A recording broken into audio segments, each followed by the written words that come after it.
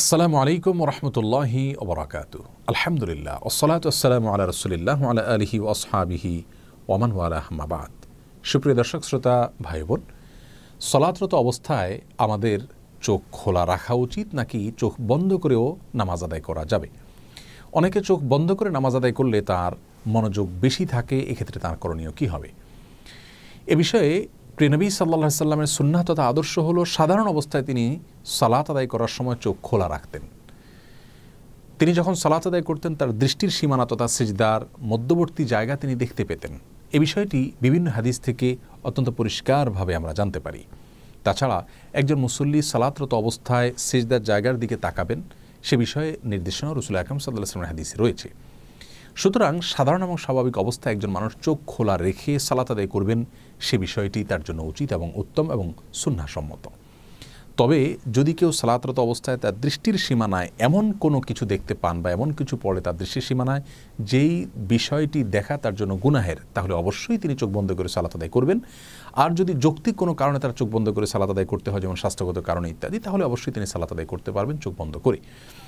আর নিছক মনোযোগ ধরে রাখার জন্য তিনি চোখ বন্ধ করে সালাত আদায় করলে সেটি তার জন্য জায়েজ হবে কিনা, সে বিষয়ে ফোকাহ একরাম এবং আইম্মা এজামের দুটি মত রয়েছে। অনেক ফকিহ এবং ইমামগণ চোখ বন্ধ করে সাধারণ অবস্থায় সালাত আদায় করাকে মাকরুহ বলেছেন, অনেকে অনুমতি দিয়েছেন। যারা মাকরুহ বলেছেন তাদের যুক্তি হলো, প্রথমত রাসূল করিম সাল্লাল্লাহু আলাইহি সাল্লাম চোখ খোলা রেখে সালাত আদায় করতেন এবং মুসল্লিকে সিজদার দিকে তাকিয়ে সালাত আদায় করতে বলেছেন, বিধায় চোখ বন্ধ করে সালাত আদায় করাটা এই সুন্নাহ এবং হাদিসের পরিপন্থী।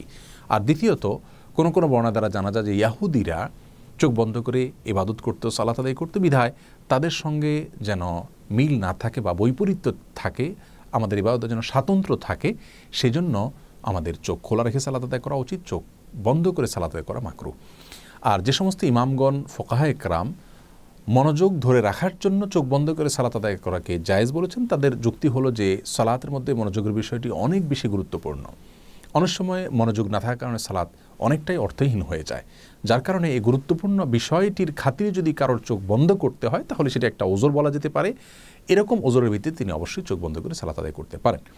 পুরো বিষয়কে সামনে রাখলে আমাদের কাছে যে বিষয়টি পরিষ্কার হয় তা হলো, সাধারণ এবং স্বাভাবিক অবস্থায় একজন মানুষের চেষ্টা করা উচিত চোখ খোলা রেখে সালাতের মধ্যে মনোযোগ ধরে রাখার। অন্যদিকে চলে গেলেও মনোযোগকে আবার ফিরে আনার চেষ্টা করতে হবে। এই কসরত তিনি করতে থাকবেন সালাতের মধ্যে, এবং এটাই হলো সালাতের সঠিক এবং বেসিক পদ্ধতি। আর যদি তার দৃষ্টি সীমানার মধ্যে এমন কিছু পড়ে যে বিষয়টি তার মনোযোগে ব্যাঘাত সৃষ্টি করে, তাহলে অবশ্যই তিনি চোখ বন্ধ করে সালাত আদায় করতে পারবেন। আর মাঝে মধ্যে অত্যধিক মনোযোগ সৃষ্টির জন্য চোখ বন্ধ করতে পারেন, সেক্ষেত্রে কোনো সমস্যা নেই।